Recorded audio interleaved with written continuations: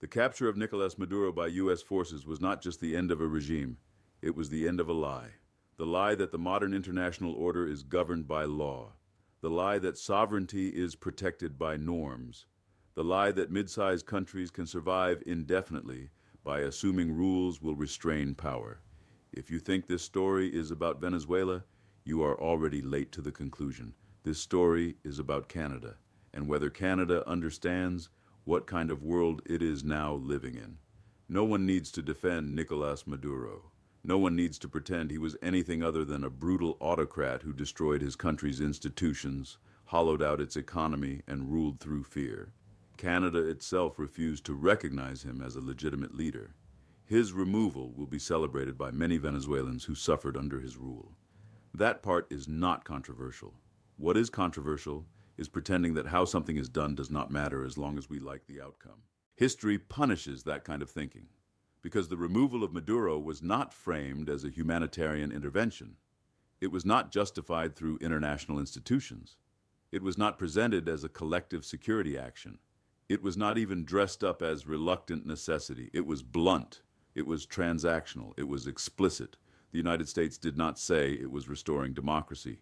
It said it would run the country. Temporarily, maybe. But temporarily is how all occupations begin. It said oil revenues would pay the costs. It said American companies would return. It said confiscated assets would be reimbursed.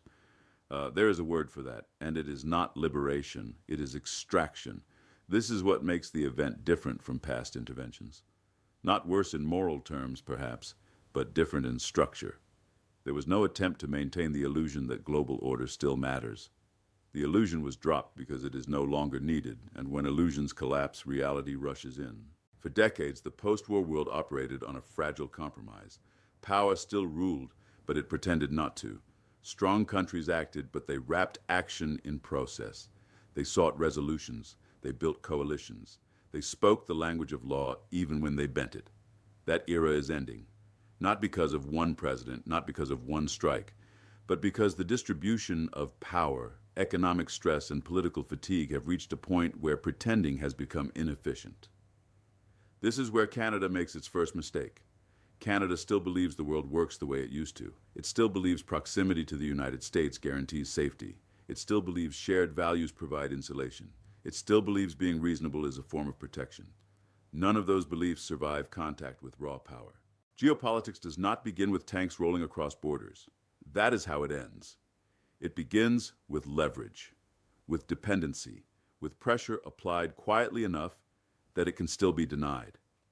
And Canada is full of pressure points. Energy is the most obvious one. Venezuela's oil is not just oil. It is heavy crude that directly competes with Canadian production. If Venezuelan supply flows back into the U.S. market under American control, prices drop, margins shrink, Canadian producers suffer. Government revenues weaken, bargaining power erodes. That is not speculation. That is arithmetic. Energy is not merely an economic sector. It is a strategic instrument. Countries that control their energy routes control their options. Countries that rely on a single buyer surrender leverage whether they admit it or not. Canada has spent decades turning energy into a moral argument instead of a strategic one. Pipelines were framed as environmental controversies rather than sovereignty infrastructure. Export diversification was delayed in the name of consensus that never arrives. Meanwhile, dependence deepened. That dependence now has a price, and it will be paid at precisely the moment when leverage matters most. The second Canadian illusion is law. Canadian leaders continue to speak about international law as if it is an independent force, as if it exists above power rather than beneath it, as if invoking it is a shield rather than a signal of weakness. International law functions only when power is balanced. It works when violations carry consequences. It collapses when enforcement is optional. This is not cynicism. This is how every legal system works, domestic or international. Law without enforcement is decoration. The capture of Maduro demonstrated something clearly. Sovereignty is no longer a red line, it is a variable. It can be overridden when the cost-benefit calculation favors action. That is the precedent. And precedents matter far more than intentions. You do not need to believe the United States intends to dominate Canada to understand the risk. You only need to understand that once power shows it can ignore constraints, every dependent relationship becomes asymmetric. Canada is not Venezuela. That is obvious. But Canada does not need to be Venezuela to be vulnerable. Vulnerability is not binary. It exists on a spectrum. Economic coercion does not look like invasion. It looks like tariffs justified as national security. It looks like regulatory pressure. It looks like energy realignment. It looks like supply chain leverage. It looks like currency exposure. It looks like temporary measures that never fully unwind. The last decade has already shown this pattern. Threats, tariffs, renegotiations, public rhetoric designed to weaken negotiating positions before talks even begin.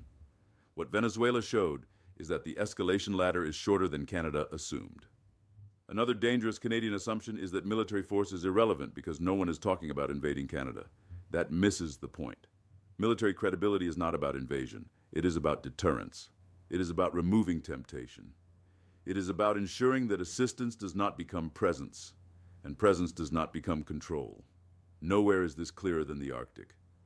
Canada's Arctic sovereignty exists largely on paper. Vast territory, sparse presence, limited infrastructure, minimal enforcement capability. The gap between claim and control is real.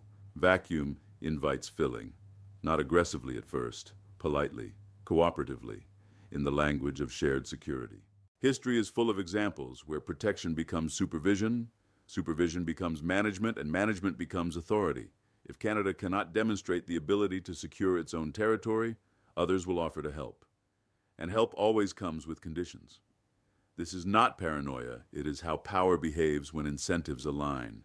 Canada has built its post-war identity around the idea that it is different, that it is reasonable, that it is moral, that it is not imperial, not aggressive, not domineering. That identity worked in a world where someone else enforced the rules. It is less useful in a world where enforcement is selective. The editorial reaction in Canada reveals something deeper than fear. It reveals shock. Shock that something so blatant could happen. Shock that the language of empire could return without apology. Shock that might could be asserted without moral camouflage. But shock is a luxury, and luxury is not a strategy. The uncomfortable truth is that the United States did not invent this logic. It is simply acknowledging it.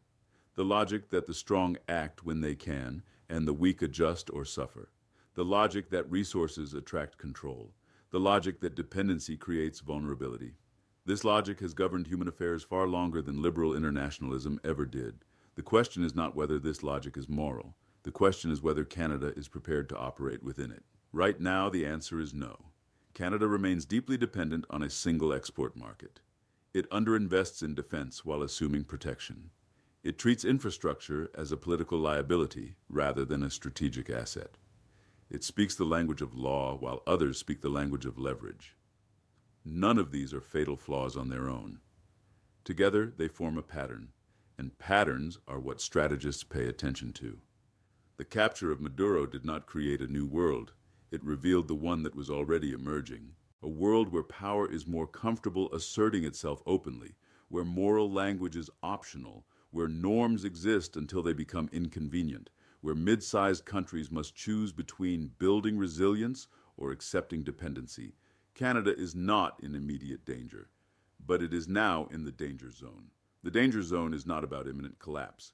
It is about narrowing options, about losing flexibility, about discovering, too late, that choices once available are no longer on the table. Venezuela did not fall because it was evil. It fell because it was weak, isolated, and strategically valuable. Canada is not isolated. It is not weak in absolute terms, but it is strategically exposed in ways it prefers not to confront. Ignoring that reality will not preserve sovereignty. It will erode it quietly. This is not a call for confrontation. It is not a call for antagonism. It is not a call for anti-Americanism. It is a call for realism. Realism means understanding that partnerships are strongest when both sides have options. That respect follows capability.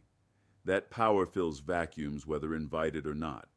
The lesson of Venezuela is not that democracy failed. It is that power stopped pretending. And Canada must decide whether it will continue pretending with it, because the cost of learning this lesson later will be far higher than the cost of learning it now. Venezuela fell. Canada has not. But the warning has already been delivered, and history rarely repeats it twice.